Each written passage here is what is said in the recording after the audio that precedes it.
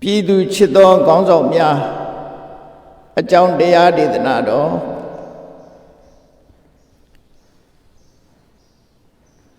မြတ်စွာဘုရားကိုယ်တော်တိုင်ဟောကြားတော်မူခဲ့တဲ့ပိဋကတ်3 သွဲနိကေ5 ပြားဓမ္မခဏပေါင်း84,000မြန်မာပြည်မှာဒီကနေ့မျက်မှောက်ထိမတန်းနေရှိနေတဲ့ထဲကနေပြီးအင်္ဂုတ္တရနိကေမှာလာရှိတဲ့လိဆွေကုမာရကသုတ်တံကိုပြည်သူချစ်သောခေါင်းဆောင်များခေါင်းစည်းဖြင့်ဟောကြားမှာဖြစ်ပါတယ်ဒီတရားဟာမြတ်စွာဘုရားကိုယ်တော်တိုင်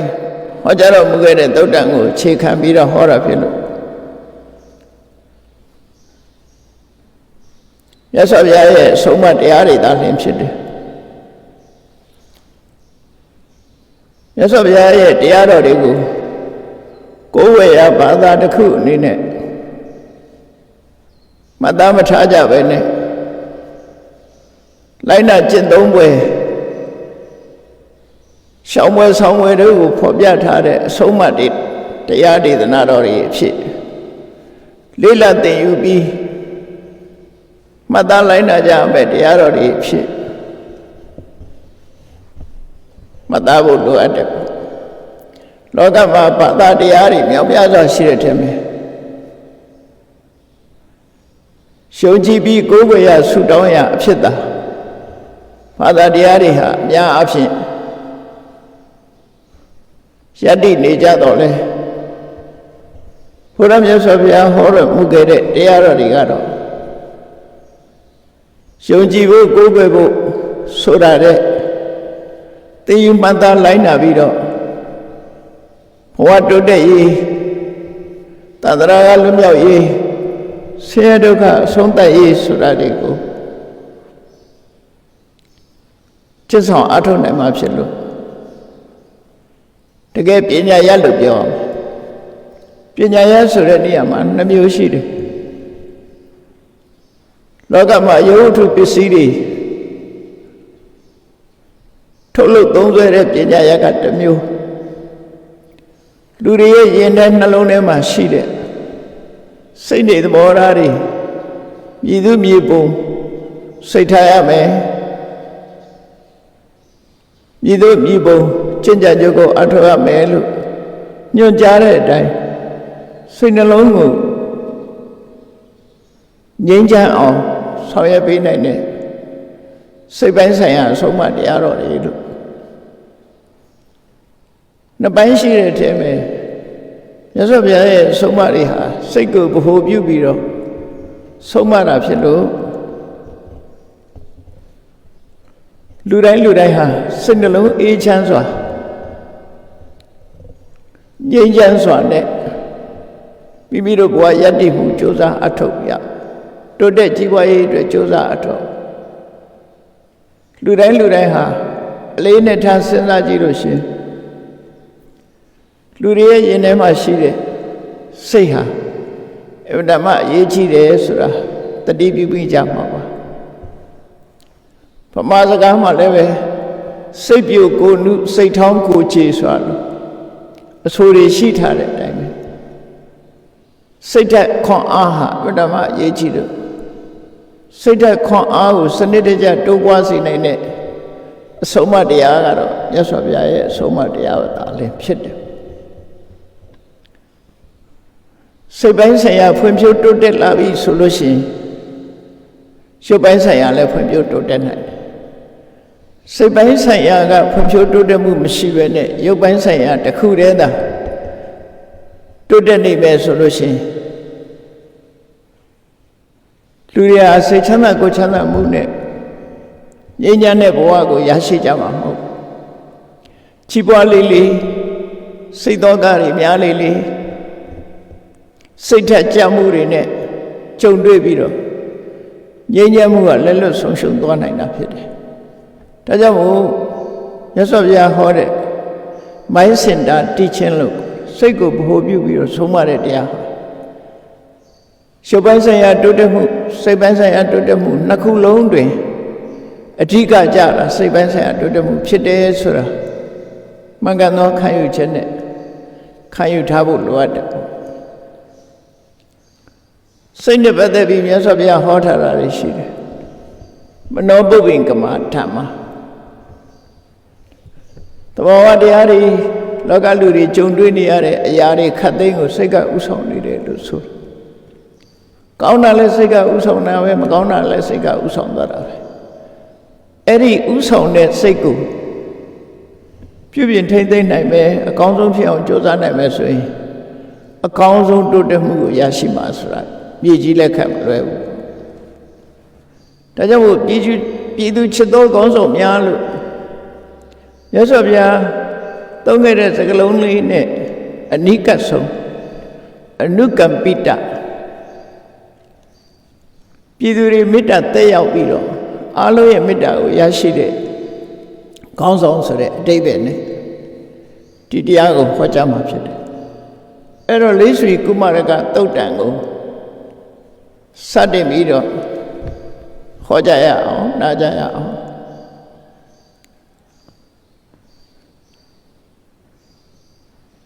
ယဝရတတော်ထကြရှိစဉ်ကာလက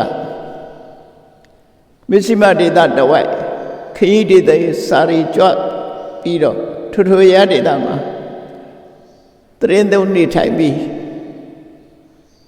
တော်ရရဲ့အကျိုးလောကသားရဲ့အကျိုးကိုဆောင်ရွက်တော်မူတယ်ဒီသုတ်တံမှာတော့မြတ်စွာဘုရားဟာဝေသာလီမြို့မဟာဝနဆိုတဲ့တောအုပ်ကြီးအတွင်းရောက်ရှိနေထိုင်ပြီးလက်ဆွေမင်းတွေဆောက်လုပ်လှူဒန်းထားတဲ့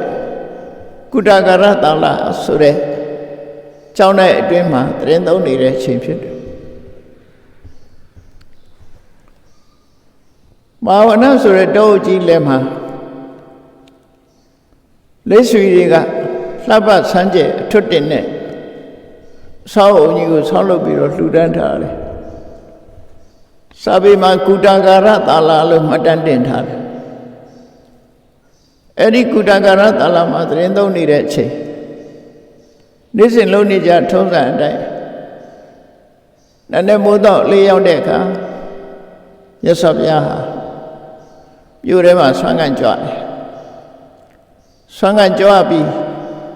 မိမိလုံလောက်ရုံရရှိတဲ့အခါမှာဆွမ်းမဖုံးပြီးပြီးကျောင်းတော်ကိုပြန်လာခဲ့တယ်နေပိုင်းရောက်တဲ့အခါကျတော့ကုတကာရတာလာကျောင်းထဲမှာမနေပဲနဲ့မဟာဝနဆိုတဲ့တောအုပ်ကြီးတဲ့ကိုမြတ်စွာဘုရားဝင်ရောက်ပြီးအရေးအဝါဒကောင်းတဲ့တစ်ပင်တစ်ပင်အောက်မှာနေထိုင်တယ်မြတ်စွာဘုရားဘဝဟာအမတမထူးခြားတယ်မွေးဖွားတဲ့အခါမှာလည်းပဲတစ်ပင်အောက်မှာမွေးဖွားခဲ့တာတရားကျင့်တဲ့အခါမှာလည်းတစ်ပင်အောက်ကျင့်ပြီးတရားဓုတရားမြတ်ရတဲ့အခါမှာလည်းပဲတစ်ပင်အောက်မှာရတာဖြစ်တယ်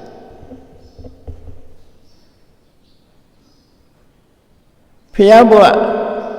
45နှစ်တာကာလပတ်လုံးမှာလည်းပဲထို့တစ်ပင်အောက်ဒီတောရိပ်ဒီမှာတရင်သုံးနေထိုင်တာကပြားပြီးပြိဋိဘဆန်တဲ့အခါမှာလည်းပဲကုသနာရပြည်မန္တမင်းတို့ရဲ့အင်းချင်းဥယျာဉ်တစ်ပင်အောက်မှာပဲပြိဋိဘဆန်တယ်လို့သူပြော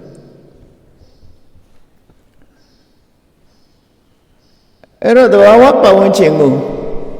သဘာဝပတ်ဝန်းကျင်မှာနေထိုင်ပြီးတော့မြတ်စွာဘုရားရဲ့ဘဝ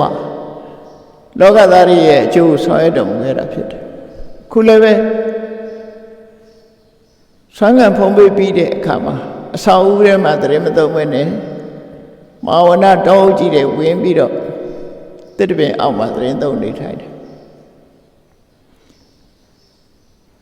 အဲ့ဒီချိန်မှာဝေသာလီမြို့တဲကလိတ်ဆွေမင်းသားတွေလူငယ်လူရွယ်တွေမဟာဝနဆိုတဲ့တောအုပ်ဖက်ကိုထွက်လာကြတယ်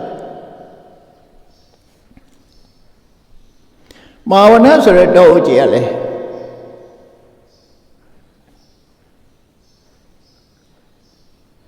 မြို့နားမှာအတော်ကြီးတဲ့တောအုပ်ကြီးဖြစ်မဟာသမယသုတ်ဟောတဲ့ကပိလဝနာကမဟာဝနာဆိုတဲ့တောအုပ်ကတခုအခုဝေသာလီနားမှာရှိတဲ့မဟာဝနာဆိုတဲ့တောအုပ်ကြတခု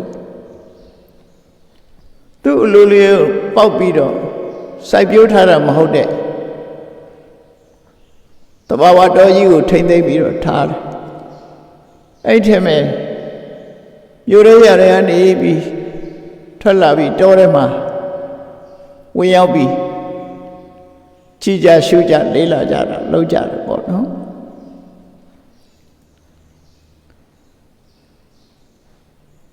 ဝေသာလီဟာမြို့တော်ဝေသာလီမြို့တော်ရဲ့တရားဌာနကိုတော့ဝိစီနိုင်ငံလို့ခေါ်တယ်ဝိစီနိုင်ငံတော်ကြီးရဲ့မြို့တော်ကဝေသာလီဖျားလက်ထက်မှာအလုံးကိုစီကာတိုးတက်လာလို့မြို့ပြအိမ်ယာတွေကိုထတိုင်းတွေကိုသုံးချိန်သုံးကချဲ့ပြီးတော့မြို့ကိုချက်ထွင်ရတဲ့မြို့ကြီးပေါ့ဒီကနေ့ခေတ်မှာလည်းပဲတိုးတက်လာတဲ့မြို့ကြီးတွေဟာအခုလိုပဲချက်ထွင်ကြရတာဖြစ်တယ်ဝေသာလီဟာအလုံးကိုစီကားလာတယ်ဝေသာလီဗဟိုပြုပြီးတော့ဝိစီတိုင်းကြီးကိုအုပ်ချုပ်တဲ့ပုဂ္ဂိုလ်တွေကတော့လိတ်ဆွေလို့ခေါ်တဲ့မိမျိုးတွေပဲဖြစ်တယ်သူတို့ဟာတဦးတယောက်ထိကအုပ်စိုးတဲ့ monarchical system နဲ့ဧကရာဇ်ဘုရင်စနစ်နဲ့အုပ်စိုးတာမဟုတ်ဘဲနဲ့ခဏခေတ်ပါလီမန်စနစ်ခတ်ဆန်တာလိတ်ဆွေလူမျိုးတွေကပဲစုပေါင်းပြီးတော့အုပ်စိုးတဲ့နိုင်ငံကြီးဖြစ်တယ်အိုလီဂါကီလို့ခေါ်တာပေါ့အဲ့ဒီအိုလီဂါကီ system နဲ့လူမျိုးတစ်မျိုးပါတီတစ်ခုကနေပြီးတော့တိုင်းပြည်ကိုအုပ်စိုးတယ်ဝေသာလီပြည်မှာလိတ်ဆွေတိုင်းပြည်ကိုအုပ်ချုပ်တဲ့လိတ်ဆွေမင်းတွေဟာ9,900ယောက်ရှိတယ်လို့ဆိုဒါသူတို့မင်းသားတွေပေါ့နော်သူတို့နေထိုင်တဲ့အဆောက်အုံနန်းတော်ပြန်သက်ကြီးတွေကလည်း9,909ခုဥယျာဉ်ဗိမာန်တွေကလည်း9,909ခုရေရင်းရေကန်စသည်ကလည်း9,909ခုဆိုလိတ်ဆွေတို့ရဲ့လှပတဲ့အဆောက်အဦတွေဥယျာဉ်ဗိမာန်တွေနဲ့ပဲဝေသာလီမြို့ကြီးဟာအလွန်ကိုခမ်းနားတိုင်းမြိုက်ပြီးတော့နေတယ်။တာမန်ပြည်သူတွေလည်းများစွာရှိတော့အဲ့ဒါလိုဝေသာလီပြည်ဟာတိုးတက်စီကားပြီးတော့နေတယ်။လိတ်ဆွေတွေကြောင့်တိုးတက်စီကားတယ်လို့ဒီလိုပြောအဲ့ဒီလိတ်ဆွေတွေဟာထိုခေတ်ကအင်တာမကြိုးစားကြတယ်။သမိုင်းကြောင်းလေးကိုနည်းငယ်ဆက်ဆက်ပြီးတော့ပြောရမယ်ဆိုလို့ရှိရင်ထိုခေတ်ကတိုင်းပြည်အုပ်စိုးတဲ့ဘုရင်မင်းတရားတွေဟာသူတို့ရဲ့သားတွေကိုတက္ကသိုလ်ပြည်ဒိဋ္ဌပါမောက္ခဆရာကြီးစီပညာသင်လွှတ်ကြကာတိကောသလတိုင်းကိုအုပ်စိုးတဲ့မဟာကောသလဘုရင်ကြီးကသူ့ရဲ့သားတော်ပသိဏရိမင်းသားကိုတက္ကသိုလ်ဆင်လွတ်တယ်ခဏခေတ်မှလည်းပဲလူငယ်လူရွယ်တွေထင်ရှားကြော်ကြတဲ့တက္ကသိုလ်တွေပို့လွတ်ပြီးတော့ပညာသင်စေကြတာပဲဒါဟာအစဉ်လာကြီးတစ်ခုပဲနောက်ဝိစီတိုင်းကလည်းပဲလိတ်ဆွေမင်းတွေကသူတို့ထဲကရွေးနှုတ်ပြီးတော့မဟာလိဆိုတဲ့လိတ်ဆွေမင်းသားကိုတက္ကသိုလ်ပညာသင်ဖို့ဆင်လွတ်တယ်ကုသိနာရတိုင်းပြည်လေးကမန္လမင်းသားဖန္ဒုလကိုလည်းပဲသူ့ရဲ့ဖာခပီးတော်တွေကတက္ကသိုလ်ဆင်လွတ်တယ်အဲ့ဒီမင်းသား3ယောက်ဟာတက္ကသိုလ်မြို့ကြီးအရောက်မြို့တကားကခိတ္တခဏအပန်းဖြေတဲ့ တဲခုတ်ကန်လေးမှာဆုံစည်းမိကြတယ်ဆုံစည်းမိတော့တကယ်ချင်းဖြစ်သွားကြပြီပညာအသင်တုပညာအတုသင်ရတဲ့ရင်းနှီးတဲ့မိတ်ဆွေတွေဖြစ်သွားကြတယ်လို့ဆိုပညာတက်လို့ပြန်လာတဲ့အခါမှာပတိနရီမင်းသားကကောသလရဲ့ဘုရင်တာဝတိပြုမှာရှင်ဘုရင်ဖြစ်တင်မြောက်ချင်းခံရတယ်မဟာလိဆိုတဲ့လိတ်ဆွေမင်းသားကပြန်ရောက်တဲ့အခါမှာအတတ်ပညာတွေပြလို့ကျိုးစားပန်းစားသူပညာရည်တွေကိုပြတဲ့အခါမတော်တဆမျက်စိထိကြိုက်ပြီးမျက်စိပြတ်သွားရှာတယ်အဲ့တော့လိတ်ဆွေတွေကသူ့ရဲ့ပညာအရေးချင်းကိုလေးစားသောအဖြစ်မျက်စိပြတ်သွားတော့လည်းပဲတနေ့မှာဒီအခွန်ငွေပေါ့ခုခေတ်ပေတိုးဂိတ်တွေလို့ပေါ့ဝေသာလီမြို့ကြီးအဝင်ထွက်လုပ်တဲ့ပုဂ္ဂိုလ်တွေကုန်တဲ့ပွဲစားတွေကဝင်နေထွက်တဲ့ပုဂ္ဂိုလ်တွေကပတ်စံပေးရအဲ့တနေ့ကိုအခွန်ငွေ3 သိန်းရတဲ့တကားကိုသူ့ကိုပိုင်ပေးထားပြီးလိတ်ဆွေမင်းသားတွေကိုပညာသင်ပေးဖို့သူတက်လာတဲ့တပ်ပညာကိုပညာသင်ပေးဖို့သူ့ကိုတောင်းပေးထားတယ်မျက်စိမကောင်းတော့လဲတိုင်းကျိုးပြည်ကျိုးကိုသူဆောင်ရွက်နိုင်တယ်လို့သူဆိုတယ်ကုသိနာရကမန္လမင်းသားဗန္ဓုလကတော့ပြန်လာတဲ့အခါမှာသူကဓာဆွမ်းပြတယ်အတတ်ပညာနဲ့သူ့အတတ်ပညာရဲ့အစွမ်းကိုပြတာတယ်ပေါ့အဲ့ဒါလိုပြတာတဲ့အခါမှာဝါအလုံး60ပါတဲ့ဝါအစီပေါင်း60တန်းပြီးတော့ထောင်ထားပြီးသူကခုံပြန်ပြီးတော့အဲ့ဒီဝါတွေဓာဆွမ်းပြပြီးတော့ခုတ်ဖြတ်ပြတယ်အဲ့သူတို့လက်ထက်ကလည်းပဲစွန့်ရည်တတိတွေအမြဲတမ်းထက်ကြတယ်အဲ့ဒီမှာသူ့ရဲ့ပြပွဲမှာမလိုလားတဲ့ပုဂ္ဂိုလ်တွေကလူဆိုတာကောင်းတဲ့လူရှိတယ်လို့မကောင်းတဲ့လူလည်းရှိတာသူ့ကိုမလိုလားတဲ့ပုဂ္ဂိုလ်တွေကဗန္ဓုလပညာသင်ပြန်လာလို့ဓာဆွမ်းပြတော့မယ်ဆိုတဲ့အခါအဲ့ဝါးတွေထဲမှာမသိအောင်တိတ်တဆိတ်တန်ချောင်းတွေထည့်ထားဝါးစီတိုင်းမှာတန်ချောင်းတွေပါအချိန်ကြလို့ဓာဆွမ်းပြတဲ့အခါမှာသူ့ရဲ့ဓာဆွမ်းတတ္တိနဲ့ခုံပြန်ပြီးတော့ဝါစီ60ဦးတစည်းပြီးဓာနဲ့ခုံပြီးတော့ဖြတ်ပြနောက်ဆုံးအစီရောက်တဲ့အခါကျတော့ဓာတော်နဲ့တန်နဲ့ထိတဲ့အတန်လေးထွက်လာတယ်တန်ချင်းထိတဲ့အတန်လေးထွက်လာတဲ့အခါကျသူကတန်ချောင်းတွေထည့်ထားတယ်ဆိုတာသိသွားတယ်အကုန်လုံးစစ်ဆေးကြည့်တဲ့အခါမှာဝါစီ60လုံးမှာတန်ချောင်းတွေထည့်ထားကြတယ်အဲ့ဒီမှာသူအလုံးကိုစိတ်ဆိုးသွားတယ်ငါပေါ်မှာချစ်မြတ်နိုးတဲ့မိတ်ဆွေသင်္ကားမရှိဘူးငါ့ကိုဒုက္ခရောက်အောင်လုပ်ကြတယ်အကယ်၍ငါ့ကိုပြောမဲ့လူရှိလို့တန်ချောင်းတွေထည့်ထားတယ်လို့သိရင်တန်ချင်းထိတဲ့အတန်မပေါ်အောင်ငါခုတ်ပြနိုင်တယ်ဆိုပြီးဓာတ်ကိုပြစ်ချပြီးတော့ဝမ်းနဲ့ပလက်ငိုကြွေးပြီးအလုံးကိုတတ်ပြီးတော့သူ့ပေါ်မှာမဟုတ်တာကြံတဲ့လူတွေတတ်ပြီးတော့တိုက်ပြည်အာဏာကိုယူမယ်လို့ချိန်ဝါတဲ့အခါမှာသူ့ရဲ့မိဘတွေကချော့မော့ပြီးတော့ထားရတယ်သို့တော့သူ့စိတ်ထဲမှာအခဲမကြေလို့ဒီနိုင်ငံမှာတော့နေတော့ဘူးဆိုပြီးသူ့ရဲ့ကျောင်းတော်ကတငယ်ချင်းဖြစ်တဲ့ကောသလတိုင်းကပတိနရီနိုင်ငံဘက်ကိုထွက်သွားတယ်အပြေးပိုင်ထွက်သွားအဲ့ဒီကောသလတိုင်းရောက်တဲ့အခါကျတော့တာဝတိမြို့ရောက်တော့ပတိနရီမင်းကသူ့ရဲ့စွမ်းရည်တတ္တိကိုယုံကြည်တယ်လူချင်းလည်းခင်တယ်ဒါကြောင့်သူ့ကိုစစ်သူကြီးယာရုပေးထားတယ်ဗ န္ဓုလစစ်သူကြီးဆိုတာအဲ့ဒီကနေလာတယ်မြန်မာနိုင်ငံမှာလည်းပဲစစ်သူကြီးဗန္ဓုလဆိုတာအဲ့ဒီနာမည်ယူပြီးတော့ဘွာကြီးတော်မင်းတရားလက်ထက်မှာထင်ရှားကြော်ကြတဲ့စစ်သူကြီးတူ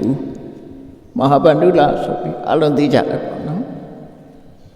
နာမည်ကတော့အဲ့ဒီကဆက်လာတယ်နာမည်ပေါ့ဗန္ဓုလဆိုတဲ့ဘွဲ့ပေးထားတယ်အဲ့လိုတိုင်းရေးပြည်ထူထောင်တဲ့ပုဂ္ဂိုလ်တွေကပညာသင်ပြီးတော့ခေါင်းဆောင်လုပ်ကြတယ်အဲ့ဒီမဲ့ဝိစိနိုင်ငံတော်ကြီးကိုခေါင်းဆောင်ရတဲ့ဝေသာလီမင်းတွေတယ်မဲ့ပညာတော်သင်ပြန်ဖြစ်တဲ့မဟာလိကတော့မျက်စိပြတ်သွားရှာတယ်သို့တော့သူဟာဒိဋ္ဌိမင်းသားငယ်တွေကိုသူသင်လာတဲ့ပညာရက်တွေကိုသင်ကြားပို့ချလာဒိဋ္ဌိတွေဟာမြတ်ဖြစ်တဲ့နေရာမှာထူးချွန်ကြအဲ့ဒီခေတ်ကခုခေတ်လိုသင်္နတ်လက်နဲ့တွေမရှိသည့်အတွက်ကြောင့်မြတ်ဟာအရေးကြီးတဲ့အဝေးကနေပြည့်ရတဲ့လက်နဲ့တစ်မျိုးဖြစ်လို့အလွန်ကျွမ်းကျင်စွာပြည့်နိုင်ကြဒိဋ္ဌိမင်းသားတွေဟာစီရေးလေ့ကျင့်မှုစစ်ပညာသင်တဲ့အချိန်မှာသူတို့ဟာတစ်သားကောင်းအုံးပြီးတော့အိတ်ကြတယ်။မြားပြည့်လေ့ကျင့်နေတဲ့အခါမှာဘလောက်ထီအောင်စွမ်းရည်တတ္တိထက်တယ်လဲလို့ဆိုရင်တော့ပေါက်လောက်အပေါက်ကလေးကနေပြီးတစ်ဖက်မှာရှိတဲ့တာခက်ပြစ်မှတ်ကိုမှောင်ပြစ်နိုင်ကြတယ်။ရှေ့ကပြစ်လိုက်တဲ့မြားကိုမြားရဲ့အမီးကိုနောက်ကမြားကထိမှန်အောင်ပြစ်နိုင်တယ်အဲ့ဒါလောက်ထိအောင်သူတို့မြားပြည့်စွမ်းရည်တတ္တိရှိခဲ့ကြတယ်သင်လဲသင်ကြားကြတယ်ဒါပိဋကတ်တော်ထဲမှာရှင်အနန္ဒာကဆွမ်းခံသွားရင်ဒိဋ္ဌိမင်းသားငယ်တွေမြားပြည့်လေ့ကျင့်တာကိုကိုယ်ရမြင်ခဲ့ရတဲ့အခါကျတော့မြတ်စွာဘုရားကိုလျှောက်တယ်သူတို့ဟာသိကျွမ်းကျင်ကြတာပဲမြားတစ်စင်းနဲ့တစ်စင်းထိအောင်ပြည့်နိုင်ရတယ်ဆိုတဲ့အကြောင်းပုံခံလို့ပုံခံဆိုတဲ့စကားလုံးလေးနဲ့မြတ်စွာဘုရားလျှောက်တယ်မြတ်စွာဘုရားယဟန်တော်တွေကိုအဲ့ဒီလိဆွေတွေကြိုးစားတယ်လို့စိတ်ပိုင်းဆိုင်ရာတရားဓမ္မတိုးတက်အောင်လဲကြိုးစားရမယ်လို့ဟောတာပြောသုတ်တန်လေးတွေရှိတယ်တေတံကောင်းအောင်အိပ်ပြီးတော့အခုလိုကြိုးစားပန်းစားလှုပ်ဆောင်နေသည်မြတ်လိဆွေတွေကိုဘယ်သူမှအနိုင်မယူနိုင်ပါဘူးလို့အစန္ဒသကလိဆွေနိုင်ငံတော်ကိုဝင်ရောက်ကျူးကျော်တိုက်ခိုက်ဖို့ကြံစည်နေတာကိုမြတ်စွာဘုရားကသိရှိလို့လိဆွေတွေကအခုလိုကြိုးစားနေသည်မြတ်အစန္ဒသဘယ်တော့မှအခွင့်အရေးမရနိုင်ဘူးလို့လူဟောခဲ့တဲ့သုတ်တန်လေးတွေအမှတ်တရရှိတယ်ပေါ့နော်စီလုံးညီညွတ်တယ်ကြိုးစားကြတယ်ဒီခါမှလည်းပဲမြတ်စွာဘုရားကမဟာဝနတောထဲမှာရောက်ရှိနေထိုင်တဲ့ခေတ်မှာမြတ်ပြည့်ကျွမ်းကျင်တဲ့လိဆွေမင်းသားငယ်တွေဟာလင်းညို့တင်ထားတဲ့မြားတွေလေးတွေကိုကိုယ်တိုင်ကိုယ်ဆိုင်ကိုယ်စီကြိုက်ပြီးတော့တောထဲဝင်လာကြတယ်သူတို့နဲ့အတူလေ့ကျင့်ထားတဲ့ခွေးတွေလည်းပါလာတောထဲဝင်ရောက်လာကြတယ်တောထဲဝင်ရောက်လာတဲ့အခါခက်လန်းလန်းကနေပြီးတော့မြတ်စွာဘုရားတစ်ပင်အောက်မှာထိုင်ပြီးတော့သောဘာဘောဝင်စားနေတာမြင်ရတဲ့အခါကျတော့ဒီလိဆွေမင်းသားငယ်လေးတွေကလူငယ်လူရွယ်တွေကသူတို့လက်ထဲမှာကိုင်းလာတဲ့လေးတွေအလုံးကိုချခွေးတွေကိုတနည်းမောင်းလွတ်ပြီး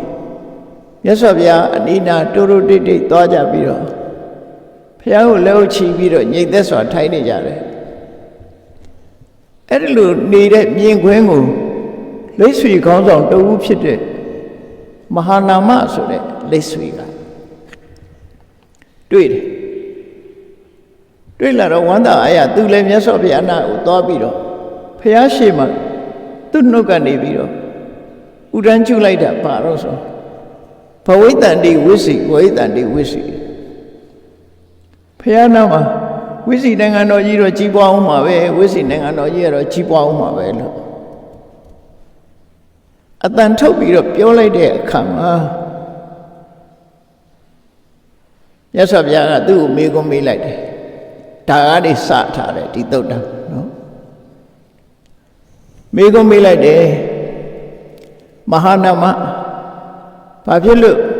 ဝိစီနိုင်ငံတော်ကြီးဟာကြီးပွားအောင်မှာပဲဝိစီနိုင်ငံတော်ကြီးဟာကြီးပွားအောင်မှာပဲလို့ဘာဖြစ်လို့ပြောတာလဲလို့ဆိုအရှင်ဘုရားတဲ့ဒီမင်းသားငယ်တွေဒီလူငယ်တွေဟာအတော်ကြမ်းတမ်းပြီးတော့ရိုင်းဆိုင်တဲ့ကလေးတွေဖြစ်တယ်သူတို့ကအလွန်ကြမ်းကြုတ်ကြတယ်ပညာသင်ကြားပြီးတော့ရက်ဆက်ကြမ်းကြုတ်မှုရှိတယ်ဆိုလိုတာကတော့ရက်ဆက်ကြမ်းကြုတ်တယ်ဆိုတာထက်မြက်တယ်လို့ပြောတာပေါ့နော်ကြမ်းကြုတ်တယ်ဆိုတာထက်မြက်ကြတယ်သူတို့ဟာလမ်းတဲ့ဆန်ဆန်ဒီရှင်ကျေးသိမ်မွေးတဲ့ပုဂ္ဂိုလ်တွေမဟုတ်ဘူးတဲ့မြို့ရဲရွာထဲမှာဆိုလို့ရှိရင်လက်ဆောင်ပစ္စည်းတွေပါတွေရှူသားတာတွေ့လို့ရှိရင်သူတို့ကလူရက်ပြီးစားတော့တတ်ကြတယ်မင်းသားတွေလမ်းတဲ့ခက်ဆန်တာပေါ့နော်အဲ့လိုရိုင်းပြတဲ့ကလေးတွေအမျိုးသမီးတွေဆိုလို့ရှိရင်နောက်ကနေတစ်တဆိတ်လိုက်ပြီးတော့ခြေထောက်နဲ့ကန်ကြောက်တာတို့ပြောင်းတာနောက်တာစတာတို့လှုပ်လေရှိကြတယ်တော့ဒါကတော့လူငယ်တွေရဲ့တဘာဝကိုပြောတဲ့အထိပ္ပယ်ပဲအဲ့ဒီလိုရိုင်းပြတဲ့မာနကြီးတဲ့ကလေးတွေဟာအခုချိန်မှာမြတ်စွာဘုရားရှေ့မှာတိတ်တိတ်ဆိတ်ဆိတ်နဲ့လက်ဥကလေးချီပြီးတော့ငြိမ်ငြိမ်သက်သက်ထိုင်နေတာမြင်လို့ဒီလောက်ရိုင်းတဲ့ကောင်လေးတွေအခုလိုငြိမ်သက်တာဟာအတော်အံ့ဩစရာကောင်းလို့လူရင်ကြီးလေးတွေဖြစ်နေတာမြင်လို့တပည့်တော်ကဝန္တာအာရဖြစ်ပြီးဘဝိတ္တိဝိစီဝိတ္တိဝိစီနိုင်ငံတော်ကြီးဟာကြီးပွားတိုးတက်အောင်မှာပဲလို့ပြောလိုက်တာပါလို့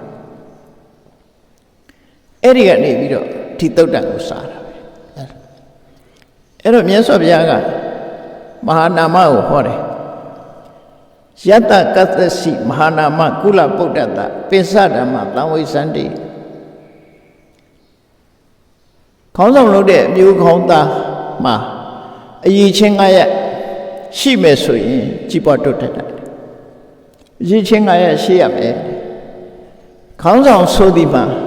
မြတ်စွာဘုရားကခေါင်းဆောင်တွေကိုဖော်ပြထားတယ်ယတိဝရိညောခတ္တိယတမௌဒ္ဓဝသိတ္တတဖိသိက်သွန်းပြီးတော့တိုင်းပြည်ကဘယင်မြောက်ထားတဲ့ဘယင်ပဲဖြစ်စေမင်းမြောက်ထားတဲ့ဘယင်ပဲဖြစ်စေဘယင်ဟာလည်းတိုင်းပြည်ရဲ့ခေါင်းဆောင်ဖြစ်တယ်ဒါထိုခေတ်ကအုပ်စိုးတဲ့စနစ်တွေကမျိုးစုံရှိတယ်ပေါ့ယတိဝရတ္ထိကတပိတနိကတပိဋိကတမိဘရဲ့အမွေရမိဘရဲ့အမွေခံဒီမျိုးစားအဖြစ်ရှာလို့ရတဲ့ပုဂ္ဂိုလ်ပဲဖြစ်စေဒါလည်းကောင်းဆောင်တစ်ခုပဲသေနာယသေနာပဋိကတစစ်တပ်ကိုခေါင်းဆောင်တဲ့စစ်သူကြီးပဲဖြစ်စေသေနာပဋိစစ်သူကြီးပဲဖြစ်ပါစေယတိဝါကာမခာမနိကတမြို့ရွာတွေကိုအုပ်ချုပ်ရတဲ့မြို့တကြီးရွာတကြီးပဲဖြစ်ပါစေယတိဝါပုဂခာမနိကတအသင်းဖွဲ့တွေကိုအုပ်စိုးတဲ့အသင်းကောင်းဆောင်ပဲဖြစ်စေခဏတော့ဥက္ကဋ္ဌလို့ခေါ်တဲ့ဟာတွေပေါ့နော်ခေါင်းဆောင်ပဲဖြစ်ပါစေနောက်ဆုံးရှေဝပဏကုလိတုပစ္စေကဓိပစ္ဆံကာရဏတိလူတွေရဲ့အတိုင်းဝိုင်းထဲမှာအကြီးကဲရာလူပေးပြီးတင်မြောက်ထားတဲ့ပုဂ္ဂိုလ်တွေဘယ်ပုဂ္ဂိုလ်ပဲဖြစ်ဖြစ်ခေါင်းဆောင်ဆိုတာဟာအသင်းဖွဲ့ခေါင်းဆောင်ဟာလည်းခေါင်းဆောင်ပဲတိုင်းပြည်ခေါင်းဆောင်တာလည်းခေါင်းဆောင်ပဲစစ်တပ်ခေါင်းဆောင်တာလည်းခေါင်းဆောင်ပဲနော်မြို့တစ်ခုရွာတစ်ခုမြို့ရွာခေါင်းဆောင်တာလည်းခေါင်းဆောင်ပဲတိုင်းပြည်တိုင်းပြည်လုံးခေါင်းဆောင်တာလည်းခေါင်းဆောင်အဲ့ဒီခေါင်းဆောင်မှန်သမျှလို့သူတို့ဆိုလို့တယ်အဲ့ဒီခေါင်းဆောင်တွေဟာပြည်သူချစ်သောခေါင်းဆောင်ဖြစ်ရမယ်လို့ဆိုလို့တယ် အရေးကြီးတာဒါစိတ်ပိုင်းဆိုင်ရာကိုအဓိကထားဟောတာအလို့လျောက်ကပြည်သူကချစ်မှမဟုတ်ဘူးသူတို့ရဲ့လှုပ်ဆောင်တဲ့ချက်တွေပေါ်မှာမူတည်ပြီးတော့ပြည်သူကချစ်တဲ့ကောင်းဆောင်ဖြစ်လာအားလုံးအဖွဲ့အစည်းကောင်းဆောင်ဆိုအဖွဲ့အစည်းကစစ်တပ်ကောင်းဆောင်ဆိုရင်စစ်တပ်ကမျိုးပြကောင်းဆောင်ဆိုရင်မျိုးပြတူတူကပါတီကောင်းဆောင်ဆိုရင်ပါတီဝင်တွေကဆိုလိုတာအလုံးကကျင့်တဲ့နှစ်သက်တဲ့ပုဂ္ဂိုလ်မျိုးမျက်နှိုးတဲ့ပုဂ္ဂိုလ်မျိုးဖြစ်အောင်ကြိုးစားရမယ်ဒီလိုဆိုလို့လေမြတ်စွာဘုရားအဲ့တော့မြတ်စွာဘုရားရဲ့အဆုံးအမတွေကမေတ္တာသက်ဝင်ချစ်ခင်မှစီလုံးမှုဆိုတဲ့မေတ္တာနှောင့်ယိုးနဲ့တဲမှပို့ပြီးတော့ခိုင်မာတယ်အချင်းချင်းမေတ္တာသက်ရောက်ပြီးတော့လုပ်ငန်းကိစ္စတွေအောင်မြင်အောင်ဆောင်ရွက်နိုင်မှုအတွက်စိတ်ဓာတ်ဟာဘလောက်အရေးကြီးတယ်လို့စိတ်ဝမ်းကွဲနေတဲ့အဖွဲ့အစည်းတရားဟာဘာပြောအတေးနဲ့ထားမှာမဟုတ်ဘူးတုံးနဲ့တူမေတ္တာသက်ရောက်နေပြီဆိုရင်ပြောသမျှဟာခြေနှံအားရဝယ်ဖြစ်ပြီးတော့အလုံးလက်ခံကြမှာဖြစ်တယ်ဒါကြောင့်မို့လို့လူတွေရဲ့အဖွဲ့အစည်းမှာမေတ္တာအရေးကြီးဆုံးပဲလို့တုံးနဲ့တူလက်တွဲဖို့ညီညွတ်ဖို့စီလုံးဖို့ဆိုတာမေတ္တာမပါဘဲနဲ့မဖြစ်နိုင်ဘူးဘယ်ကိစ္စမှာပဲဖြစ်ဖြစ်သွေးကွဲနေတယ်ဆိုတာမေတ္တာတုံးနဲ့တူစိတ်ဓာတ်ချင်းမတိုက်ဆိုင်တာကိုပြောတာဟိုလိုအေးသွေးပြီးသွေးအိုသွေးကွဲတာပြောတာမဟုတ်ဘူးသွေးကွဲတယ်ဆိုတာစိတ်ဓာတ်ချင်းမတိုက်ဆိုင်တာကိုပြောတာအဲ့တော့အားလုံးဟာစိတ်ဓာတ်တွေညီညွတ်နေရမယ်လို့ဆိုလို့တယ်အဲ့ဒါမှအဓိကဘာလို့ကြီးပွားတိုးတက်နိုင်တယ်အောင်မြင်နိုင်တယ်လို့ဒီသုတ္တန်ကိုဟောတာမြတ်စွာဘုရားအဲ့တော့မြတ်စွာဘုရားဟောတဲ့ဒီအလုံးရဲ့မေတ္တာကိုရအောင်ယူတဲ့ဤလေးဒီမှာမြတ်စွာဘုရားဟောပြတာအချက်၅ချက်ပဲပြောထားတယ်ဒါကတော့နမူနာတစ်ခုအနေနဲ့သင်္ကန်းစာတစ်ခုအနေနဲ့ပြောတာကိုယ်နဲ့ကိုယ်ပတ်ဝန်းကျင်ခေတ်ကာလအလျောက်ပတ်ဝန်းကျင်တွေကိုချက်ထွင်စဉ်းစားပြီးတော့အခြေခံကြတာကိုမှတ်ယူကြအောင်မှာဖြစ်တယ်ဒီသုတ္တမဟောထားတာကနံပါတ်1အဲ့ဒီခေါင်းဆောင်မှာအရေးတယူရှိရမယ်မိဘတွေကိုဒီခေါင်းဆောင်လုပ်တဲ့ပုဂ္ဂိုလ်ဟာတလေးတစားထောက်ပံ့နေမြတ်မြတ်နုနုပြုစုတယ်ဆိုတာမျိုးရှိရမယ်ဒါသူကိုယ်တိုင်ကမေတ္တာပေါ်မိဘအပေါ်မှာမေတ္တာထားမှုပြောတယ်လူတိုင်းဟာမိဘမေတ္တာရသလားဆိုမရနိုင်မိဘကမေတ္တာပြည့်နေတဲ့သားသမီးတွေလည်းရှိတာအဲ့တော့နံပါတ်1ကိုယ်နဲ့အနိစ္စဆိုမိဘရဲ့မေတ္တာမိဘကိုမိမိအနေနဲ့ဝတ္တရားခြေပြွန်ပြီးတော့အလေးနဲ့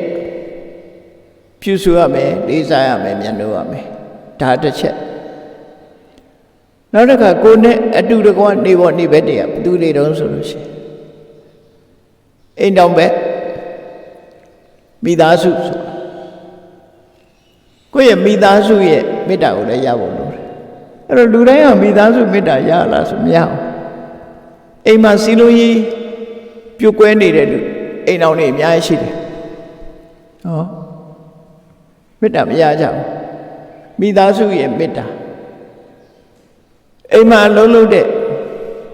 ဝန်ထမ်းတွေရဲ့မေတ္တာကြီးရင်ကြီးသလိုနဲရင်နဲသလိုပေါ့ကိုယ့်ရဲ့ဝန်ထမ်းတွေမိသားစုတွေရဲ့မေတ္တာကိုလည်းရအောင်ကိုယ်တိုင်ကသူတို့အလေးနဲ့ထားမေတ္တာထားပြုစုမေတ္တာထားပြီးတော့ထောက်ပံ့တယ်ဆက်ဆံတယ်ဒါဒုတိယအချက်တတိယအချက်ကတော့ခိတ္တတမ္မန္တခိတ္တကမ္မန္တတမ္မန္တသပြောဟာတွေဆိုတဲ့ဒီစကားလုံးကိုသုံးထားတာခိတ္တဆိုတာလဲမြေကမ္မန္တဆိုတာလုပ်ငန်းခွင်တမ္မန္တဆိုတာအနီးဆိုလိုတာကိုယ့်ရဲ့အိမ်နာနေချင်းအလုပ်ကိုင်လုပ်ငန်းခွင်နေချင်း ကိုယ်နိုင်ငံဆိုရင်နိုင်ငံနေချင်းအိမ်နီးချင်းနိုင်ငံလို့ပြောအိမ်နီးချင်းနိုင်ငံတွေအလုတ်တူနီးတဲ့ပုဂ္ဂိုလ်တွေအားလုံးဟာဆိုလိုတာဂဏိခေအမြင်နဲ့ပြောမယ်ဆိုလို့ရှိရင်အိမ်နီးချင်းနိုင်ငံတွေရဲ့မေတ္တာသက်ရောက်မှုကိုရအောင်ယူရမယ်အိမ်နီးချင်းနိုင်ငံနဲ့တက်အောင်ပေါင်းအောင်လို့ပြောတာနော်အိမ်နီးချင်းနိုင်ငံနဲ့မေတ္တာရှိနေရမယ်အိမ်နီးချင်းဆိုတာဗမာစကားပုံအတိုင်းပဲ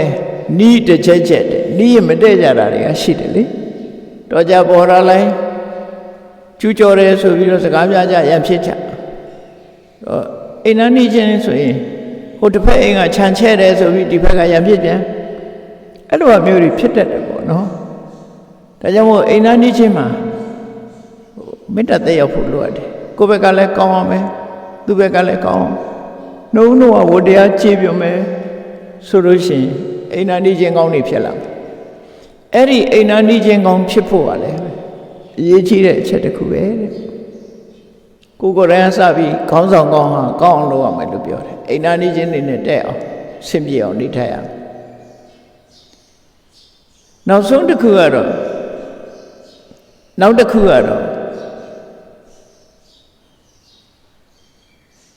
ဓလေ့ထုံးတမ်းဆက်လာ tradition လို့ခေါ်တဲ့အရာတွေပေါ့ရှေးရိုးစင်လာလူတွေကများသောအားဖြင့်နတ်ကိုးကွယ်တဲ့အဆင့်ကလာခဲ့ကြတာတွေများတယ်အဲ့တော့ရှေးရိုးစင်လာပူဇော်ပွဲကိုခံယူတဲ့နတ်တွေရှိကြတယ်မြန်မာပြည်မှာလည်းဆိုရင်အိမ်တွေမှာအုံသီးဆွဲကြတယ်ပူဇော်မှုလေးတွေလုပ်ကြတယ်ဒါနတ်ပူဇော်တာဟာနတ်ကိုးကွယ်တာနဲ့မဆိုင်ဘူးနော်နတ်ကိုးကွယ်တာမျိုးပြောတာမဟုတ်ဘူးပူဇော်တယ်ဆိုတဲ့အဓိပ္ပာယ်ကအလေးထားတယ်ကျွေးမွေးတယ်ပေးကမ်းတယ်ဆိုတဲ့အဓိပ္ပာယ်မျိုးရောက်တယ်ကိုးကွယ်တယ်ဆိုတာတော့သူပြောသမျှအကုန်လုပ်တာပေါ့သူစကားပဲအကုန်နားထောင်တယ်ဆိုတော့မှကိုးကွယ်တာဆိုပါစို့ကိုယ်အိမ်ဧည့်သည်လာလို့ရှင်ဘယ်သူပဲလာထမင်းတန်ထမင်းကော်ဖီတန်ကော်ဖီဆိုပြီးအခမ်းကြတယ်အဲ့ဒီအခမ်းတာလဲပူဇော်တယ်လို့ခေါ်တာဟောစပြီးကိုယ်လာတဲ့ဧည့်သည်ကိုကအခမ်းနဲ့ကျွေးမွေးတယ်ဆောရှောတယ်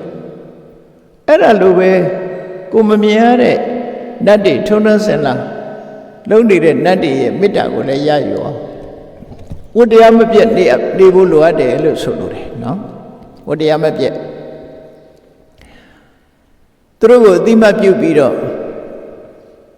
ပူဇော်နေရချပူဇော်မှုကိုပေးရမယ်ဘယ်သူပဲဖြစ်ဖြစ်လူဆိုတာတရဝါဆိုတာတရိษံကအစပဲစဉ်းစားကြည့်လေခွေးတောင်မှပဲကိုယ်ကမေတ္တာရှိပြီးတော့သူ့ကိုကျွေးတယ်မွေးတယ်ဆိုလို့ရှိရင်ကိုယ့်ပေါ်မှာသူမေတ္တာသက်ရောက်တာပဲ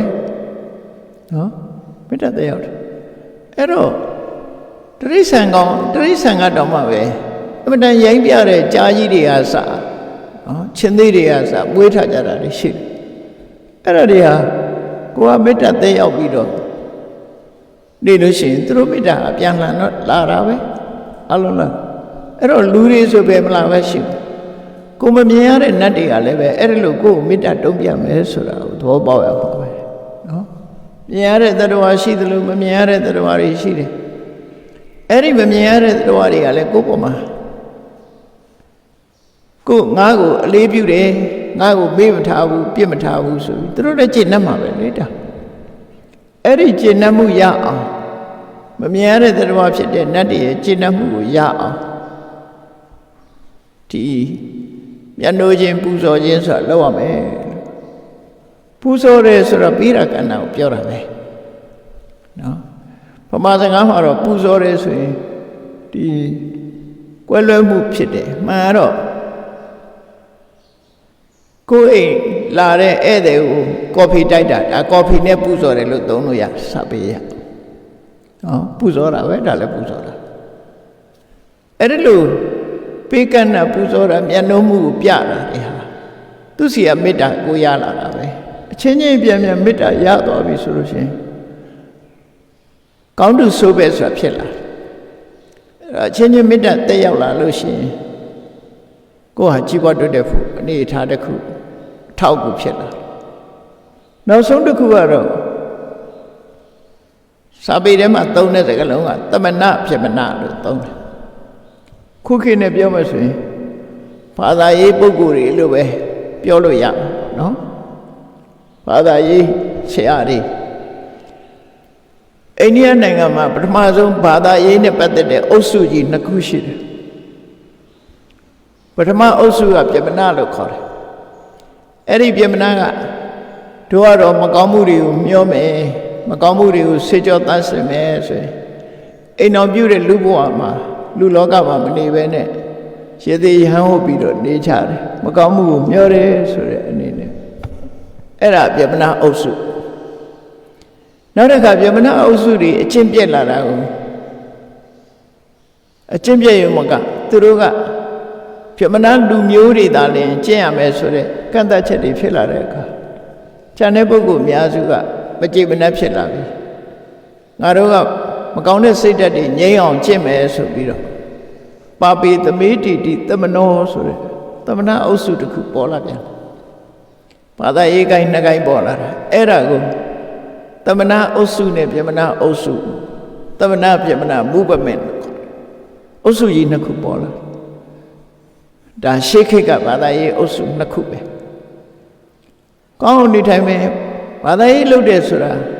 ဖျားတရားလုပ်ကိုလုပ်တယ်စီးပွားရေးလုပ်ကိုလုပ်တာမဟုတ်တော့ဘူးအဲ့ဒီအလုပ်ကိုလုပ်နေကြတဲ့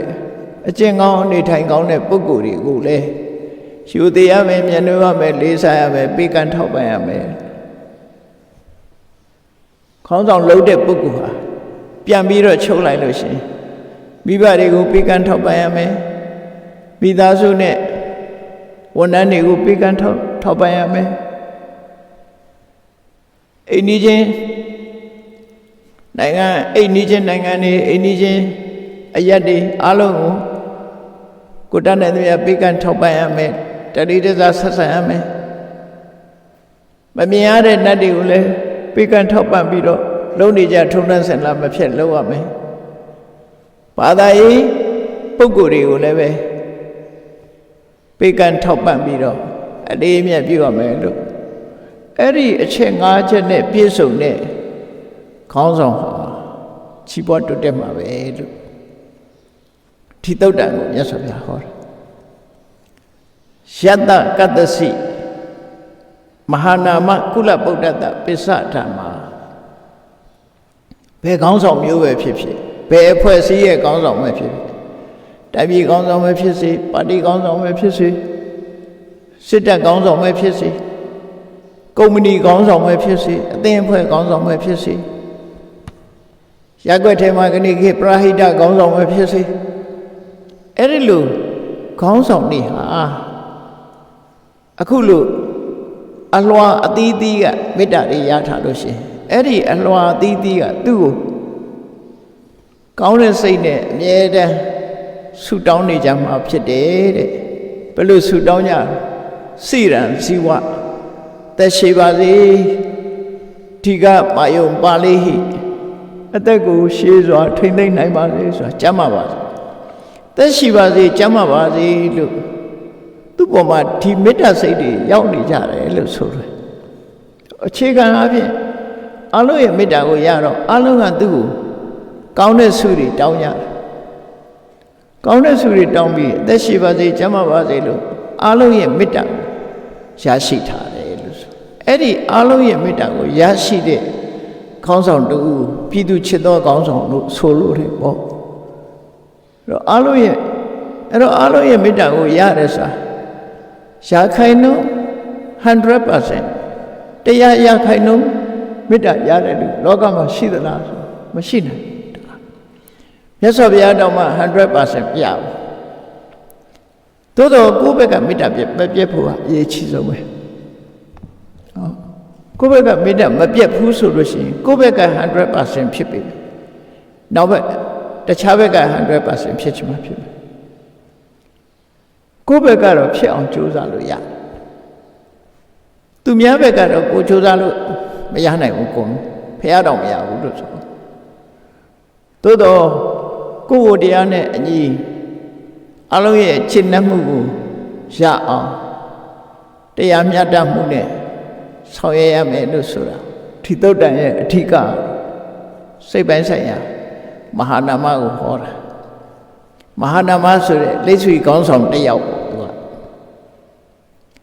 မဟာနာမဆိုတာတာဂိဝေမင်းထဲမှာလည်းဒီနာမည်ရှိတယ်လက်ဆွေမင်းထဲမှာလည်းပဲဒီနာမည်ရှိတယ်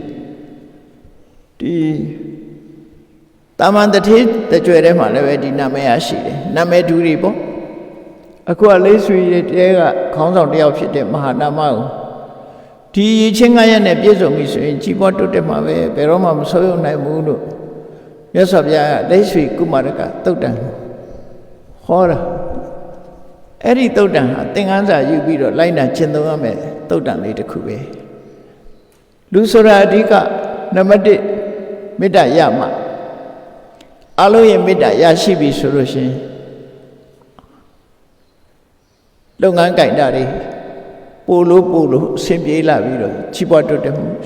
ဖြစ်လာနိုင်တယ်အဲ့တော့ကြီးပွားတိုးတက်မှုကြတော့လှုပ်ဆောင်မှုနဲ့ဆိုင်သွားတယ်ဒါစိတ်ပိုင်းဆိုင်ရာညီညွတ်ရေးမေတ္တာခိုင်မာရေးအတွက်ဒီအချက်ကိုမြတ်စွာဘုရားအဓိကဟောတာဟောပြီးတော့ခေါင်းဆောင်ဖြစ်လာလို့ရှိရင်ရှိရမယ့်အရေးချင်းတွေကရှိတယ်ဘုရားဟောကြားတဲ့အဆုံးအမတွေထဲမှာ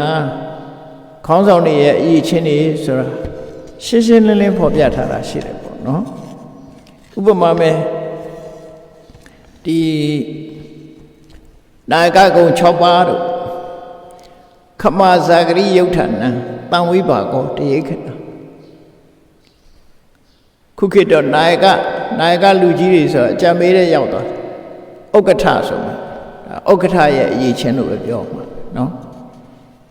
ဥက္ကဋ္ဌတွေခေါင်းဆောင်တွေရဲ့အရေးချင်းဟာဒီ6မျိုးသူတို့တတိထားပြီးတော့လှုပ်ဆောင်မှုလို့တယ်နံပါတ်1ကဘာလို့ဆိုရင်သိခံစိတ်ရှိရမယ်သိခံတယ်ဆိုတာဟာထက်ကနေရှိစိတ်ဆိုးတာတို့အာနာပြတာတို့မလုပ်ဖို့အရေးကြီးတယ်နော်ညတော့အဖြစ်ခေါင်းဆောင်ဖြစ်သွားလို့ရှိရင်ငါတကောကောလာတတ်တယ်သိခံစိတ်ကယောနေလာတတ်တယ်အောက်လူတွေရဲ့အမှားကိုသိမခံနိုင်တာလေဒါသိခံစိတ်မရှိတာလို့ပြောတယ်တစုံတစ်ယောက်ကကိုယ်ဝေဖန်လာရင်လည်းမခံနိုင်တာဝေဖန်တာလည်းခံနိုင်ရမယ်စိတ်ဆိုးစရာကြုံလာရင်လည်းပဲသိခံနိုင်ရမယ်ကိုယ်တိုက်ရိုက်ဆဲလာရင်ခုခေတ်ဆိုဆဲတဲ့လူက Facebook ကလည်းဆဲတာပဲလေကိုရှိမဆဲရဲလေဘေးကနေဆဲတာလည်းရှိတယ်ဘာပဲဆဲဒါကိုသိခံတယ်ဆိုတဲ့အဓိပ္ပာယ်ကပြန်ပြီးတော့တုံ့ပြန်မနေဘူးသူကြိုက်တာပြောပါစေနေလိုက်တဲ့သဘောပဲနော်ကိုကဒီအတွက်စိတ်ထဲမှာအနှောင့်အယှက်မဖြစ်အောင်နေတာကိုသိခံတယ်လို့ခေါ်တယ်စိတ်ထဲကတေးမှတ်ပြီးတော့တကွေးကြတွေ့မယ်ဆိုရင်တေးမှတ်လို့ရှိရင်ဒါသိခံတာမဟုတ်ဘူးသိခံတယ်ဆိုတာဘာမှမှတ်သားပြီးတော့မထားပဲနဲ့ပြောသမျှတွေကိုအောင်ဤထားပြီးတော့ကိုလုံးတင်တာကိုဆက်လက်လုပ်တယ်အဲ့ဒါကိုခမာလို့သိခံတယ်လို့ခေါ်တယ်ဇာဂရိယဆိုတာခေါင်းဆောင်လုပ်တဲ့ပုဂ္ဂိုလ်ဟာနိုးကြတက်ကြွမှုရှိရတယ်နိုးကြတက်ကြွမှုဆိုတာခေါင်းဆောင်ဟာအမြဲတမ်းအလတ်ဖြစ်နေရသူများတဲ့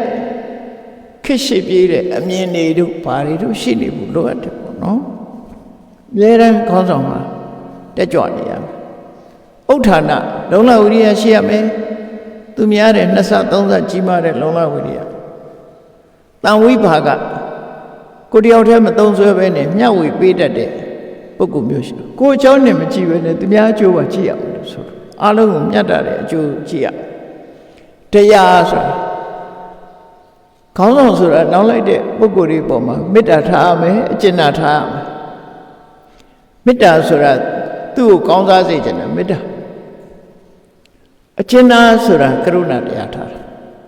အဲ့တော့ဒီနေရာမှာတရားလို့တင်ပြောလိုက်တော့မေတ္တာကရုဏာကိုအဓိကထားတာမုဒိတာပွားဖို့လည်းပဲအရေးကြီးတယ်လို့ပြောတခါတရံခေါင်းဆောင်အရေးချင်းနဲ့နောက်လိုက်အရေးချင်းကကောင်းလာလို့ရှိရင်အိတ်တာဖြစ်တတ်တယ်ဂျက်လက်စီဖြစ်လာအဲ့ဒါမျိုးမဖြစ်ဖို့လေလိုတယ်ခေါင်းဆောင် အိခဏလုပ်ငန်းကိုင်တာနဲ့ပတ်သက်ပြီးတော့အမြဲမပြတ်စစ်ဆေးကြည့်ရှုနေရမယ်လို့ဆိုလို့တယ်အဲ့ဒါခေါင်းဆောင်နာယကဥက္ကဋ္ဌတို့ပြည့်စုံရမယ့်အရေးချင်းတွေဒါမှကြီးပွားတိုးတက်မှုခုနကအခြေခံကအလုံးရဲ့မေတ္တာရပြီရတဲ့အခါမှာဒီအချက်တွေကိုလိုက်နာမယ်လို့သူတို့ဆိုလို့တယ်နော်ဒါတွေလိုက်နာဖို့လိုအပ်တယ်နောက်တစ်ခါစီယုံရည်နဲ့ပတ်သက်လာလို့ရှိရင်မြတ်စွာဘုရားဟောထားတယ်သင်္ဃဝတ္ထုတရား၄ပါးဆိုတာရှိတယ်သင်္ဃဆိုတာစုစည်းတာချီးမြှောက်တာတစ်ဖက်သားရဲ့ဒီတစ်ဖက်သားကိုချီးမြှောက်ပြီးစီယုံပေးတဲ့မှန်ကန်တဲ့စီယုံမှုလို့ဒီလိုဆိုနိုင်တာပေါ့အဲ့ဒီသင်္ဃဝတ္ထုတရား၄ပါးဆိုတာအားလုံးမှာတိတ်အရေးကြီးတယ်မိသားစုဒီမိသားစုဆိုကြတဲ့အစားပြီးတော့ဒါအစည်းအရုံးလေးတစ်ခုပဲဖွဲ့စည်းအသေးလေးပဲမိသားစုဆိုတာပင်မဖွဲ့စည်းလေးနောက်တငယ်ချင်းပေါင်းသိဒီလိုဖွဲ့စည်းထားတဲ့အဖွဲ့အစည်းမှမဟုတ်တငယ်ချင်းဆိုရင်တငယ်ချင်းနှစ်ယောက်ရဲ့ချားမှာဒီစီယုံရရှိရဒီစီယုံမရှိရင်ဒီတငယ်ချင်းဟာအခုတွဲတော့ကြကွဲဒီလိုဖြစ်နိုင်တယ်အိမ်တော်ဘက်ကလည်းတူတူပဲသင်္ဃဝတ္ထုတရား၄ပါးနဲ့ပြည့်စုံခဏခေတ်မှာတော့သင်္ဃဝတ္ထုတွေအားနဲ့လို့လားမသိဘူးခဏကွဲနှစ်ဖြင့်ဟာကွဲခဏတွဲပြီးနှစ်ဖြင့်ဟာကြကွဲသွားကြဗျာအဲ့တော့အခြေခံတွေလုံလောက်မှုမရှိတာလို့ဆိုအောင်လူဆိုတာတူတဲ့နေတာမဟုတ်ဘူးပတ်ဝန်းကျင်နဲ့နေကြတာဖြစ်တယ်ဒါကြောင့်မို့လို့ပတ်ဝန်းကျင်နဲ့နေလာလို့ရှိရင်စီယုံရည်တရားသင်္ဃဝတ္ထုတရား၄ပါးကိုယ်တိုင်ကမမိတ်မသုံးကြိုးစားအထောက်ဖို့လိုအပ်တယ်နံပါတ်၁ကပါတော့ဆိုရင်ဒါနပေးမှုကမ်းမှုဟာကောင်းတဲ့စီယုံရည်တစ်ခုပဲအဲ့တော့ဘာပေးရမှာတော့လို့လူတွေကတော့တွေးကောင်းတွေးလိမ့်မယ်လူရရှိကိုပေးတော့တာပဲလေလက်ဆောင်ပေးကြရှိတယ်လက်ဆောင်ပေးတာNew Year ဆို New Year လက်ဆောင်ပေါ့ Christmas ဆို Christmas လက်ဆောင်လေးတွေပေးတယ်ဘာပဲဖြစ်ဖြစ်ပန်းစည်းလေးပဲဖြစ်ဖြစ်ပေးတာပဲအဲ့ဒီလေပေးကမ်းမှုတွေဟာလူရဲ့စိတ်နှလုံးကိုစီယုံမိတာဖြစ်တယ်ဒါရင်လားလို့ဆိုတော့နောက်တစ်ခုကပေးရဝိဇ္ဇာစကားပြောတဲ့အခါမှာသိရေးချတယ်မောင်းမာဘယ်တော့မှမပြောနဲ့တစ်ဖက်သားနှဝင်ချိုအောင်ပြောတတ်ရမယ်နော်စကားကိုချူချူသာပြောတတ်ရမယ်အဲ့ဒါပေးရဝိဇ္ဇာလည်းစီယုံရည်တစ်ခုပဲနောက်တစ်ခုကတော့အဋ္ဌစရိယာသူ့မှာကိစ္စဝိဇ္ဇာလှုပ်ရှားတွေပေါ်လာလို့ရှိရင်ကိုယ်ကိစ္စလို့သဘောထားပြီးဝိုင်းကူညံ့မနေစိမ့်ရအောင်အဲ့ဒါလည်းစီယုံရည်တစ်ခုပဲသူ့လို့တော့ဝိုင်းလို့တယ်ငါလို့ကြရင်ဒီကောင်ကိုမဆိုင်ဘူးမအားလို့ပါဆိုပြီးတော့ရှောင်ထွက်မတော့သူ့လို့လဲဝိုင်းလို့တယ်ကိုလို့လဲဝိုင်းလို့တယ်နောက်ဆုံးတစ်ချက်ကတမာနတ္တတာဆက်ဆံပြီဆိုရင်ကိုယ်နဲ့ဓာတ်နုထားဆက်ဆံဘယ်တော့မှလွတ်တောင်းမလုံးနဲ့လို့ပြောတာနော်အထင်အမြင်သေးတာမျိုးနဲ့ဆက်ဆံပြီးသွားလို့ရှိရင်ဒီလူကရင်ထဲမှာခုတ်သွားအဲ့ဒီကလေးမေတ္တာပျောက်သွားတယ်အဲ့ဒီလိုမေတ္တာရဲ့စလုံးတစ်ခုတွေမဖြစ်စေအောင်အမြဲတမ်းကိုယ့်အောက်ကလူပဲဆိုပြီးတော့ကိုယ့်ရဲ့နေကြတဲ့လူပဲဆိုတဲ့အမြင်မျိုးနဲ့မထားပါနဲ့ဆက်ဆံမှုဟာအဗ္ဗဓမ္မအရေးကြီးတယ်လို့တမနာတ္တတာကိုယ်နဲ့တန်းလူထားပြီးဆက်ဆံရမယ်ကိုယ်အရေးချင်းမျိုးရအောင်လုပ်ပြရမယ်ဆိုလိုတာကိုယ်နဲ့ဓာတ်တူအနေထားမျိုးရောက်လာတည်ထိအောင်သူ့ကိုမြင့်တင်ပေးရမယ်လို့ဆိုလိုတယ်အဲ့ဒီသင်္ဃဝတ္ထုတရား၄ပါးတိုင်းလိုက်နာချက်သုံးမယ်ဆိုလို့ရှိရင်ဒီဟာခေါင်းဆောင်ပေါင်းဖြစ်လာမေတ္တာရတဲ့အပြင်လိုက်နာဆောင်ရွက်ရမယ်အလုပ်တွေကတော့ဒီသင်္ဃဝတ္ထုတရား၄ပါးပဲဒါအရေးကြီးတယ်လို့သူတို့ဆိုတယ်နော်အဲ့တော့ခေါင်းဆောင်ကောင်းရဲ့အင်္ဂါရက်တွေမြတ်စွာဘုရားရဲ့တရားတော်တွေမှာပြည့်ပြည့်စုံစုံဖော်ပြထားတယ်တိုင်းပြည်ကြီးတစ်ခုလုံးကိုအုပ်စိုးတဲ့ရှေးခေတ်ကတော့ monarchical system ဧကရာဇ်ဘုရင်စနစ် oligarchy system ဆိုတပါတီတလူမျိုးတစ်ခုကနေအုပ်စိုးတဲ့စနစ်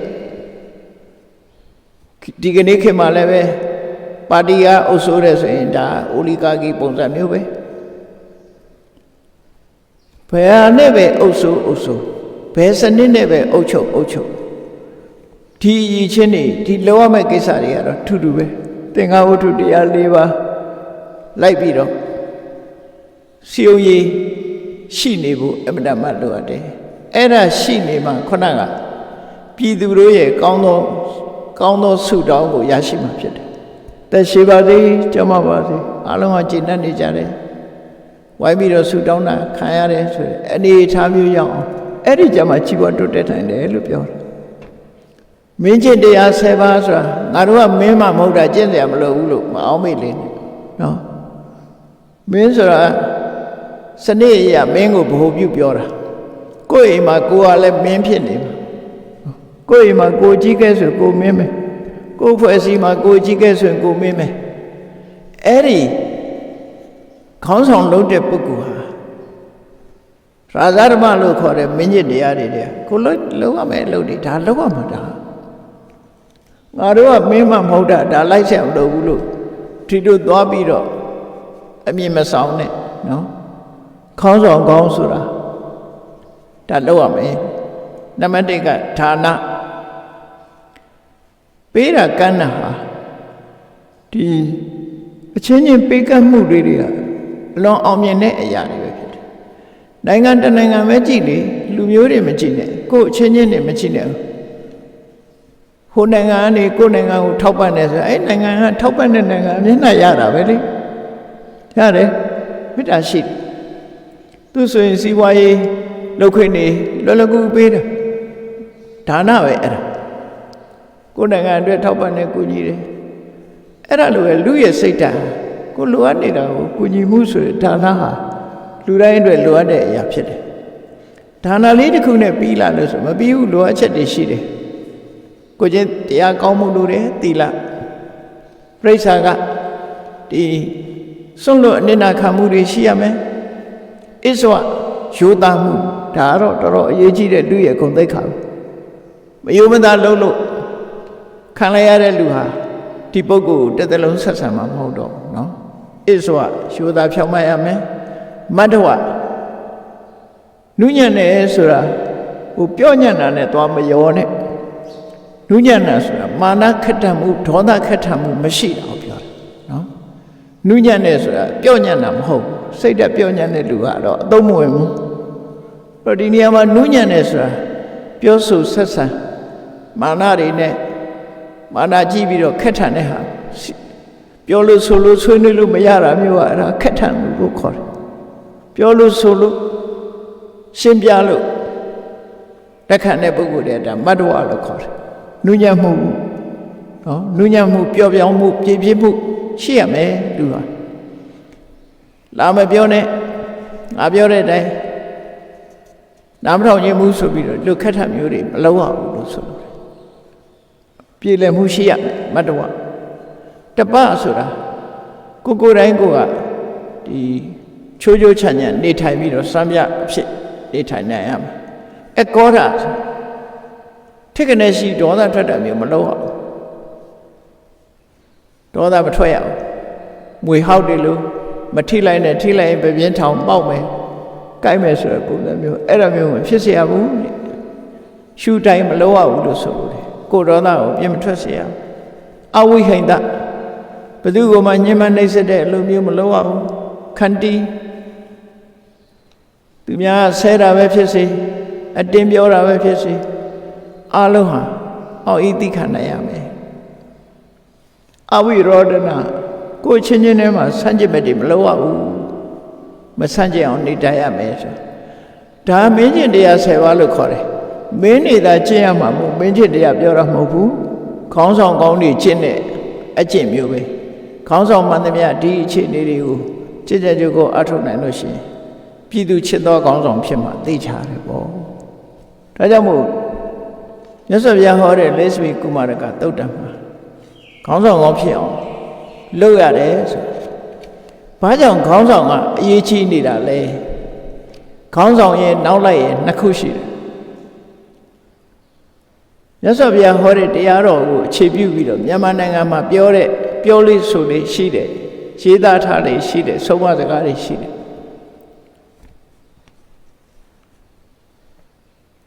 ရှေ့ဆောင်နွားလားဖြောင်းမြောင်းသွားကနောက်နွားတက်တိုက်ဖြောင်းမြောင်းလိုက်၏ဆိုလိုတာခေါင်းဆောင်ကောင်းလို့ရှိရင်နောက်လိုက်တွေကောင်းလားကတိခေတ်တော့ခေါင်းဆောင်ကောင်းရှိရင်ခေါင်းဆောင်ကောင်းရင်ခေါင်းဆောင်ကောင်းရှိဖို့တဲ့နောက်လိုက်ကောင်းရှိဖို့လိုတယ်ဆိုပြီးတော့ပြောလာကြပြန်မှန်တော့ခေါင်းဆောင်ကောင်းလို့ရှိရင်နောက်လိုက်ကကောင်းလာမှာပဲသိကြတယ်အဓိကတော့ခေါင်းဆောင်ကိုပဲအဓိကထားပြောတယ်ရှေ့ဆုံးအဲ့ဒါလေးကိုမှတ်သားကြည့်ပမာစကားဟာဘယ်ကနေပြီးတော့ယူပြီးတော့ပြောတာတော့ရှေ့ဆောင်နွားလားဖြောင်းမြောင်းသွားကနောက်နွားတက်တိုက်ဖြောင်းမြောင်းလိုက်၏ဆိုတာဒါဥပမာအနေနဲ့ပြောတာပါဠိစာပေမှာအရမိကသုတ်တံဆိုတာမြတ်စွာဘုရားဟောတာရှိတယ်အဲ့ဒီသုတ်တံကလာတဲ့စကားလုံးပဲဒါဂုဏံစေတရမာနနံဥစုံခိစ္စတိပုံငောတဲ့နွားအုပ်ကြီးတအုပ်ဟာတရားရွှေ့သွားကြအဲ့ဒီထဲမှာခေါင်းဆောင်နွားကြီးကလမ်းဖြောင်းဖြောင်းသွားလို့ရှိရင်တဲ့တဗ္ဗခာဝီဥစုံကိစ္ဆန္တိနိတေဥစုံကတိတတိ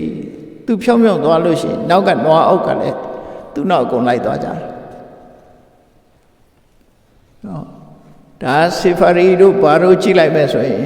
တော်ရိုင်းတရိစ္ဆာန်တွေတောင်မှပဲခေါင်းဆောင်နောက်လိုက်ကြတာလေအကုန်လုံးသူသွားရအကုန်လိုက်ကြတယ်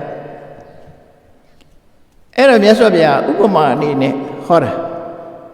ဟောချင်တာကဘာလို့ဆိုဧဝမေဝံမနုဿေတုယောဟောတိတိဋ္ဌတမတော်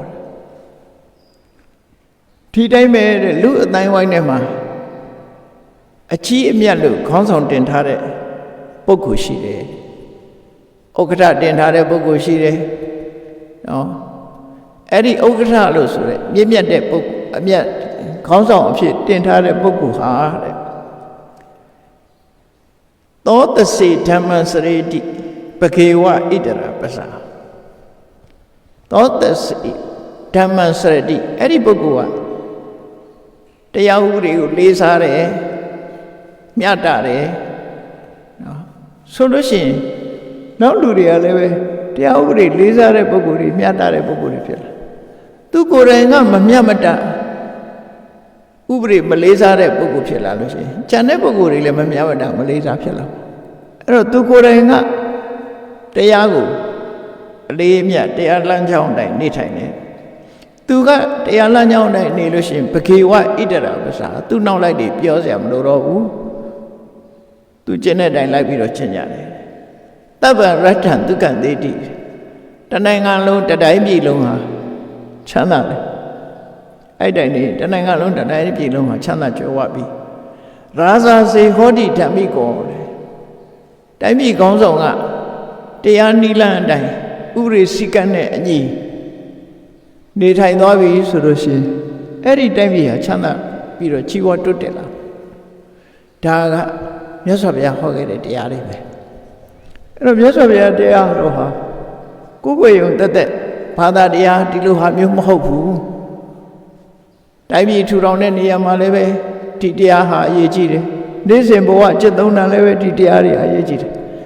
လူတရားတွေကိုမြတ်စွာဘုရားဟောတာလူတွေဘဝမှာအလုံးကတော့နိဗ္ဗာန်ရောက်ကြောင်းတရားလို့ကြီးပဲထင်နေကြတယ်မှန်တော့နိဗ္ဗာန်ဆိုတာလမ်းဆုံးမနိုင်ဘူးပြောတာ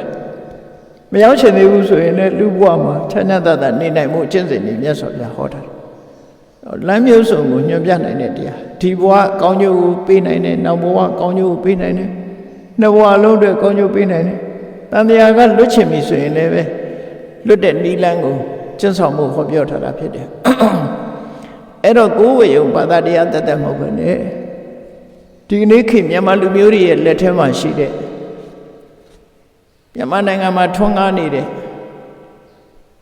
ပိဋက3သွဲ့နိကေ5ပြဓမ္မခန္ဓာပေါင်း8400ဆိုဗမာပြည်မှာရှိတယ်ဟောတာအိန္ဒိယမှာဟောခဲ့တယ်အဲ့ဒီအိန္ဒိယဟောတဲ့ဟာကိုအထုပ်အထည်နေတယ်ကွာမြန်မာပြည်ရောက်ပြီအခုမြန်မာပြည်မှာထွန်းကားနေတယ်နော်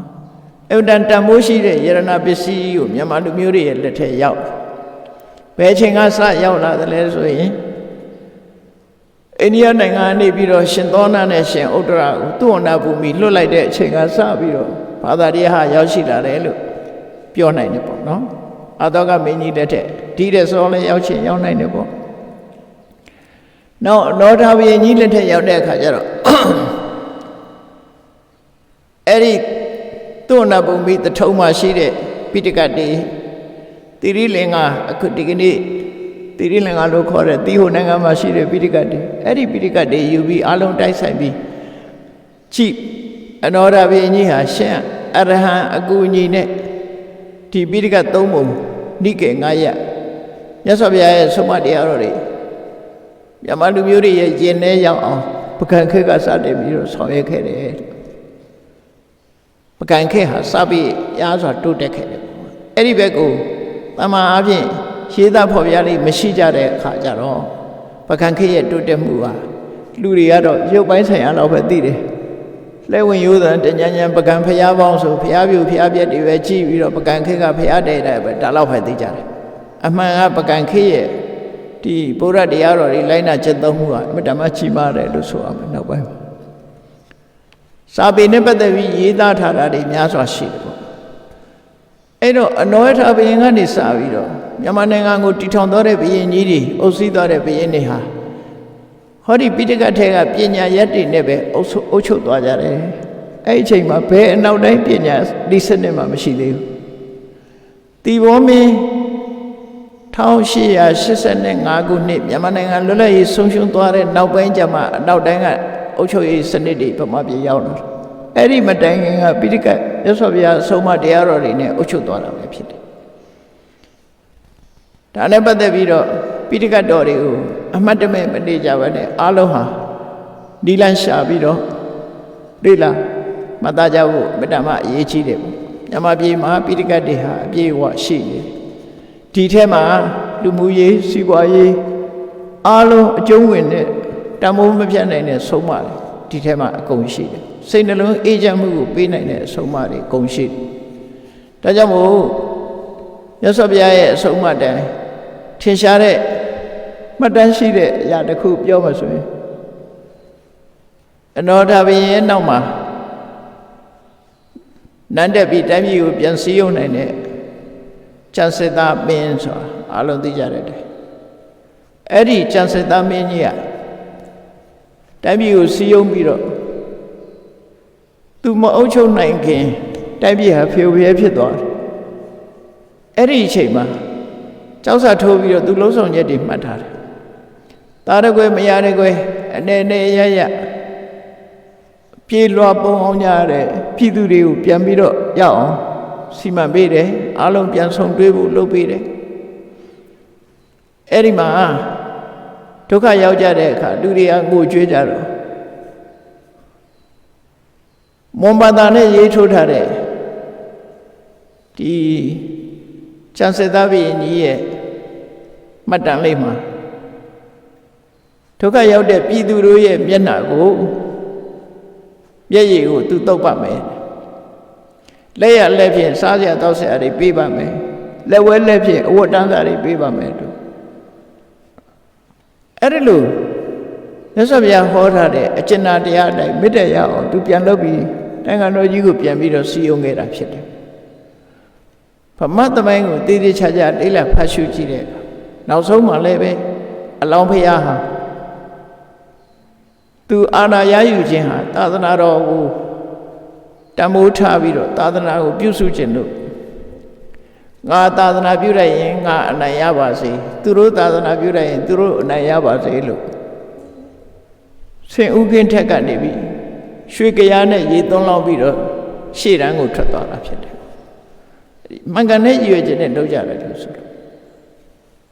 အဲ့တော့မြတ်စွာဘုရားရဲ့အဆုံးအမတရားတော်တွေဟာပိဋကတ်ထဲမှာပြည့်စုံရှိသည့်အတွက်ကြောင့်ဒီအဆုံးအမတော်တွေတိုင်းလိုက်နာကျင့်သုံးမှုဟာအလွန်ကောင်းတယ်လို့ဒီအချက်တွေကိုသိရှိတဲ့ဒီရွှေရှင်သာသနာပိုင်စံငင်းဆရာတော်ဘုရားကြီးမိတ်ရှိသွားတာကို